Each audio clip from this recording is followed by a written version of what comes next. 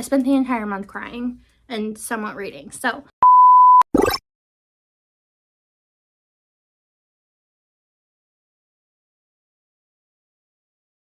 hey guys, what's up? It's Ashley. Welcome back to my channel. Here is my August reading wrap up. I honestly felt like an absolute failure this month. I didn't even work. Like, this was my last month of summer vacation, and it shows because I pretty much spent the entire month of August crying.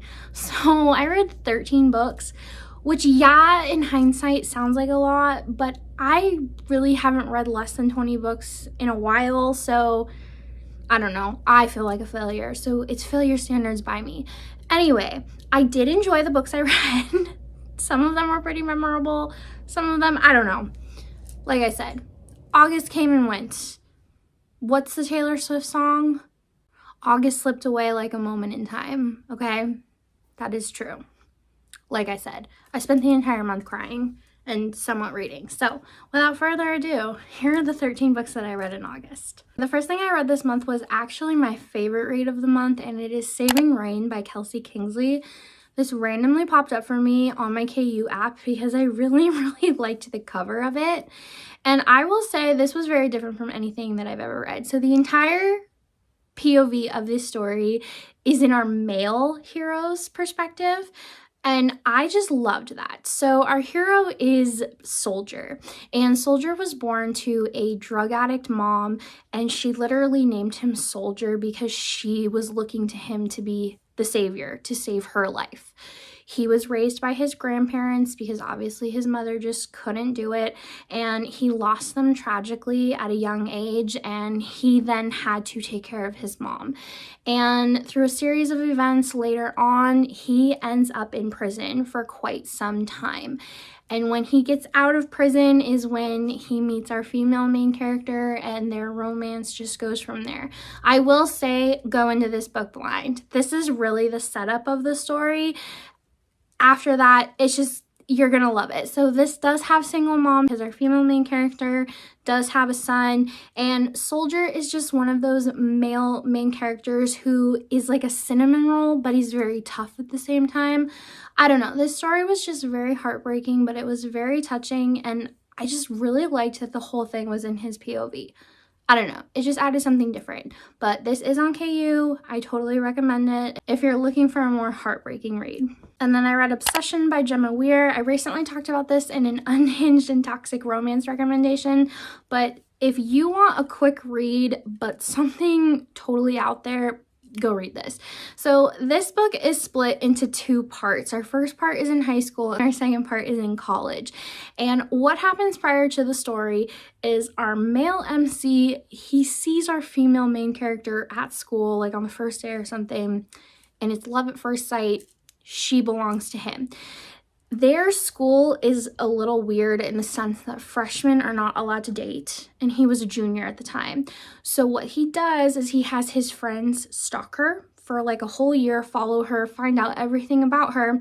So then the following year, her sophomore year, when the story starts, he just swoops in and says, "You're mine." He tells her boss that she's not going to work at the diner anymore. He tells her she's going to move in with him. He even tells her they are going to get married. Yeah, and so it's a wild ride. It is such a wild ride, but like I said, it is split into two parts. It is a quick read, and if you want something totally out there, look no further.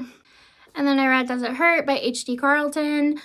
I did enjoy this. I will say, though, it took me a hot minute to get into. I did start this at the beginning of July, and I just couldn't really get into it.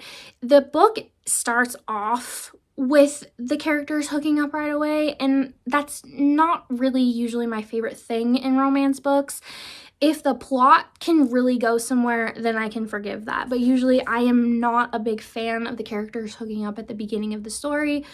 But other than that, I did enjoy this book. I will say, though, I was more invested in the plot and the mystery that was going on than I was with the romance, but I still wanted to read it just to find out what was going on. But how our story is set up, we have Sawyer and we have Enzo, and Sawyer is on the run. The book opens up with her catching a flight to Australia because she doesn't want people to find her. And there she meets Enzo, and they hook up, they have a one-night stand, and she steals his ID because she is on the run and she's constantly stealing men's identification to pay bills and stuff. So she steals his identity. He finds out, and so instead of just like confronting her about it, he decides to take her out on one of his boats.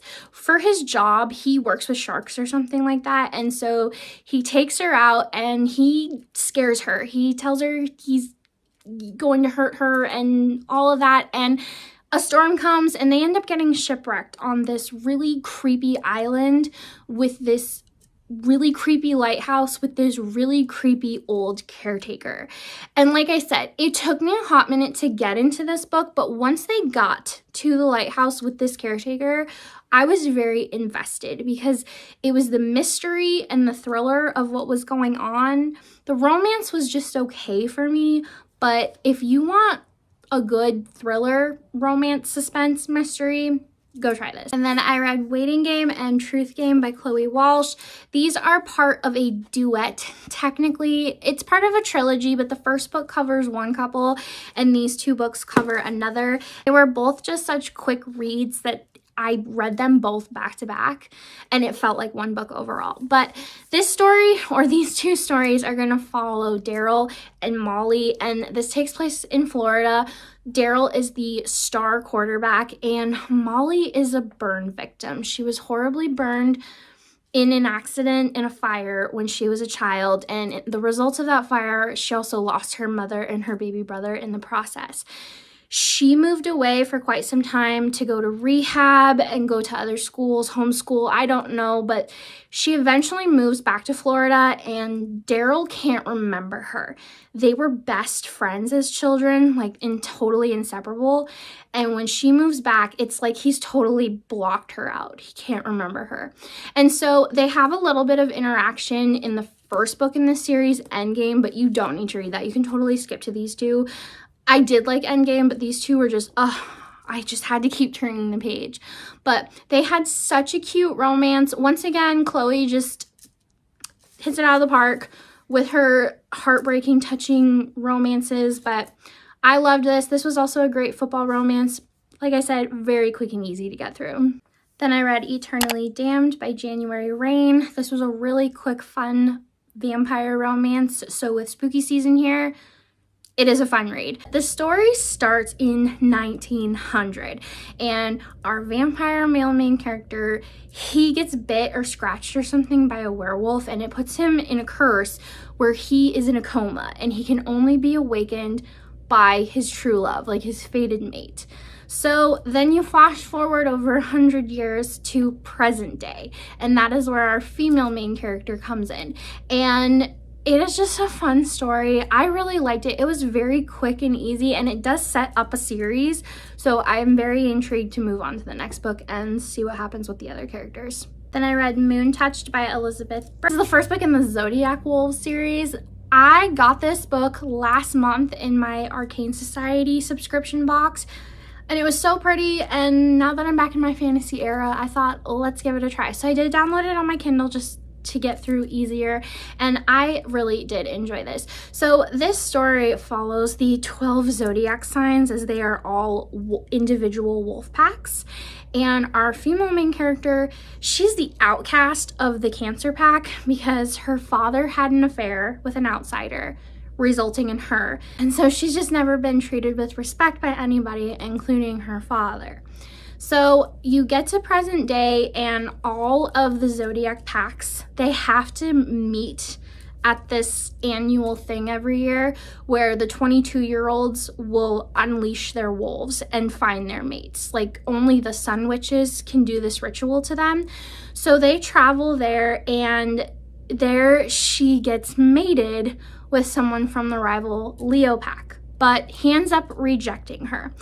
And what is also happening on the side of this is there is the 13th Zodiac pack, and they were outcasted a long time ago, and they want to rejoin the 12, but they won't let them. So this whole battle thingy breaks through when her mate rejects her, and she ends up finding our male main character, who is the alpha of the 13th Zodiac pack. I don't know, I'm not really explaining this very well, but it is a good read. I do promise that. I did finish book 2 the other day, and it is just a fun, quick, easy series. And like I said, spooky season is here. It is paranormal, it is werewolves.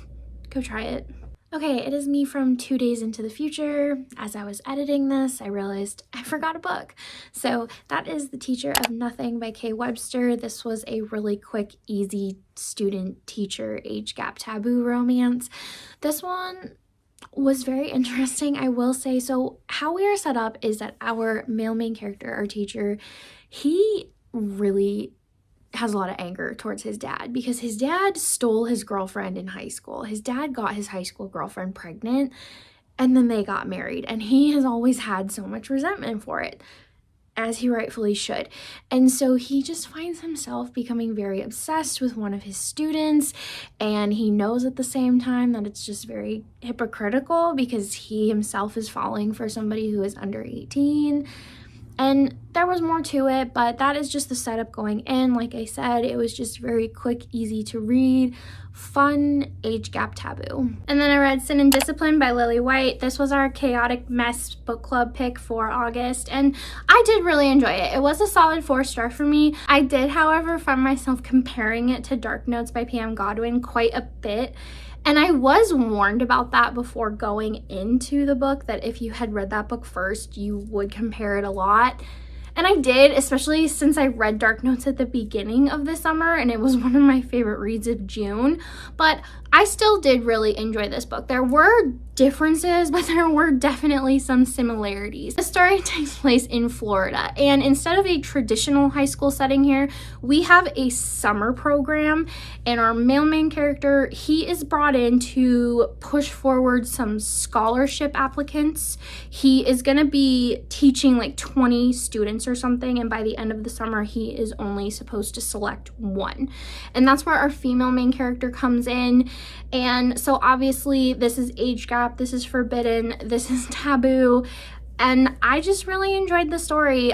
Like Dark Notes, she was very poor in a bad situation, but it wasn't as dark as Dark Notes because she didn't have to cross a lot of those lines, you know, if you've read that book. But both books are great. I just happen to like one more than the other, but this was a solid 4. And then August was a huge Throne of Glass month for me. So I read Heir of Fire, Queen of Shadows, Empire of Storms, and Tower of Dawn. And this was so fun. I did finish Kingdom of Ash just last week, so I am officially done with this series now. And it was so good. It was such a wild ride. It was just the escapism that I needed.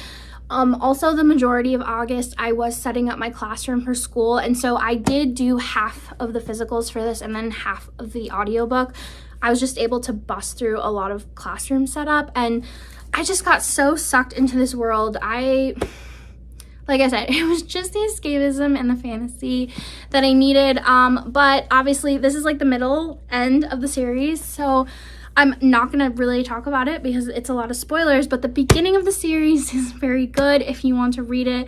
We follow our main character, Selena. She's an assassin. She is imprisoned, and she gets a proposal to join the King's Tournament thing. And if she becomes his champion, she doesn't have to be a prisoner anymore, but she would have to be like his personal assassin. There is so much more than that, but that is the setup of the series. It is so good. I will say, now that I have read every book, I think Queen of Shadows and Empire of Storms were definitely my favorites. I mean, I liked them all. I also have to say, I did enjoy Tower of Dawn. I did not do the tandem read. I think when I do a reread of this series, I will do the tandem, but for my first one, I just wanted to do it how it was published, and that way I could enjoy each story on their own. And I actually love Tower of Dawn. I really loved the romance in this one, so no complaints. solid 5-star series for me. All right, so that will do it for the 13 books that I read for the month of August. Like I said, it was a slow month, it was a sad month, it was a depressing month, but fall is here, a new season has begun. We're just gonna get refreshed. I'm already on a faster reading track for September, so yeah, it's just, you gotta get back into the swing of things. But anyways, as always, don't forget to hit like, comment, and subscribe, and I'll see you guys next time. Bye!